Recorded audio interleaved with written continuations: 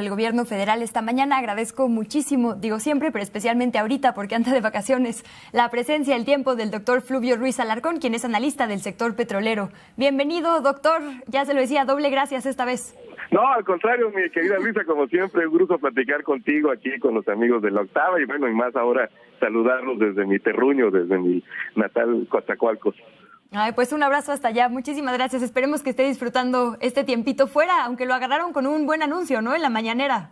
Sí, por supuesto. Creo que es un muy buen anuncio, sobre todo porque en los últimos meses habíamos visto un gran activismo, ¿no? Un gran cabildeo por parte de diferentes actores estadounidenses, fundamentalmente congresistas, pero también industriales, cámaras industriales, en fin, había un gran cabildeo para tratar de impedir que la Comisión Federal de Inversión Extranjera, el Comité Federal de Inversión Extranjera de Estados Unidos, autorizara o recomendara, más bien porque no decide como tal, pero sí recomienda al gobierno federal que se autorice, ¿no?, la adquisición por parte de Petróleos Mexicanos de poco más del 50% de las acciones de EDIRPAR. Recordemos que este comité hace algunos años, por ejemplo, frenó la venta de una empresa californiana, de un local, a la China Sinopec, ¿no? Así, sí, sus decisiones pueden ser, digamos, muy relevantes, de manera que efectivamente es una buena noticia que pese al cabildeo, sobre todo intensificado en los últimos meses, pues finalmente recomiende la aceptación, la autorización de la adquisición de Petróleos Mexicanos de esta mitad de la refinería, donde, como bien se decía en la nota que transmitiste, querida Luisa, pues es una refinería donde Pemex tiene presencia desde el inicio de la década de los años 90, ¿no? Ahora, actualmente, doctor, si no me equivoco, importamos algo así como la mitad del combustible, digamos, de la materia prima ya refinada que se consume en nuestro país. ¿Es correcta esta cifra? Incluso poco poco más, 50-60%. Llegamos inclusive en algún momento para finales del sexenio pasado a importar hasta el 70%, ¿no? Y recordemos que, por ejemplo, el Consejo Mundial de la Energía recomienda que las naciones, sean productoras o no de petróleo, ¿no?, pues produzcan al menos el 70% de los combustibles que requiere su economía para evitar caer en una situación de dependencia energética. Hay países, por ejemplo, como Francia, que no produce una gota de petróleo, que produce más o menos el orden del 130% de su necesidad interna, es decir, tiene una fuerte capacidad exportadora. Lo mismo ocurre con Japón, que es un país autosuficiente, o Singapur, que es una fuente incluso ha sido incluso para México, cuando por razones de ciclones, de huracanes, se han tenido que cerrar refinerías en las costas de Luisiana o de Texas, ha sido también una fuente de aprovisionamiento y evidentemente no produce tampoco un solo barril, ¿no? Entonces, sí, en ese sentido era muy importante, sigue siendo muy importante este objetivo de que el país garantice, ¿no?, el abasto de los combustibles, porque eso es una cuestión evidentemente estrategia para la movilidad y para la economía de nuestro país. Y es que eso me parece especialmente importante, doctor, lo hemos hablado en otras ocasiones, porque obviamente todas y todos queremos transitar hacia las energías limpias, pero en lo que eso sucede, de cualquier forma tenemos el consumo que tenemos de combustible, solo que ahora lo pagamos de fuera, ¿no? Entonces digamos que la refinería lo que evita es más bien que le paguemos a Estados Unidos por refinar nuestra materia prima, ¿correcto? Así es, y sobre todo porque también algo que se olvida con frecuencia es que las refinerías no solo producen gasolinas y diésel, producen, por ejemplo, turbocina, y todavía se ve muy lejos que la turbocina sea sustituida para impulsar a los aviones, ¿no? Eso claramente va a seguir.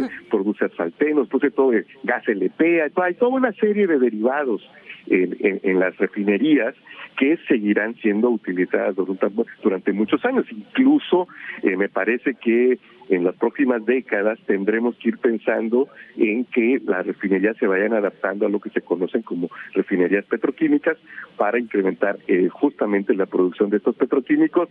Recordemos, la petroquímica va a ser el último nicho del sector de los hidrocarburos, ¿no? Dentro de 200 años, la comunicación que estamos teniendo hoy, por ejemplo, es gracias a la petroquímica. Hay muchos elementos, tu micrófono, mi celular, no existirían si no hubiera la petroquímica. Entonces, sí, claramente, por supuesto que El país necesita, como todo el planeta, iniciar este largo, porque además va a ser muy lento, no porque nadie quiera que sea lento, sino por toda una serie de circunstancias, pero en lo que se da este proceso de transición energética, no es para nada conveniente que un país como el nuestro esté sujeto a una muy fuerte dependencia de los combustibles hacia el extranjero, ¿no? O desde el extranjero. Creo que sin duda fortalecer la capacidad del país de generar, incrementar la producción del Sistema Nacional de Refinación, sin duda que es un muy buen dato, y por eso algunos estábamos pesimistas, debo decirlo, de que el comité decidiera este año. Parecía que iba a trasladar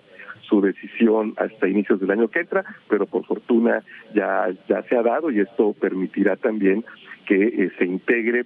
Aquí habrá que hacer un arbitraje. Recordemos que Deer Park, originalmente el proyecto de Deer Park surgió para que México tuviera un destino seguro para su producción de crudo pesado maya, ¿no? Ese fue en realidad el objetivo inicial, de manera que esperemos que no se modifique. Hay que ver cómo queda el contrato de suministro, si lo va a poder manejar libremente Pemex, si habrá injerencia de Shell, y sobre todo que no haya esta tentación, porque seguramente este proyecto va a estar, y es correcto, en la lupa, ¿no? De todos los medios, cómo se desempeña Deer Park después de la adquisición de la otra mitad por Pemex, frente a los rendimientos microeconómicos que tenía antes.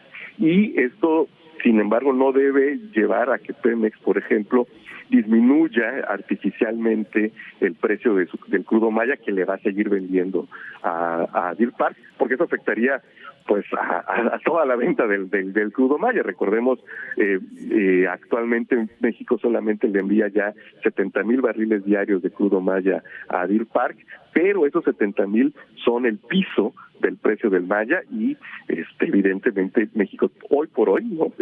Sigue siendo o teniendo como principal fuente de ingresos en ese terreno la exportación petrolera, de la cual es fundamentalmente el crudo maya, ¿no? Entonces, esos arbitrajes cuidadosos se tendrán que hacer desde Petróleos Mexicanos.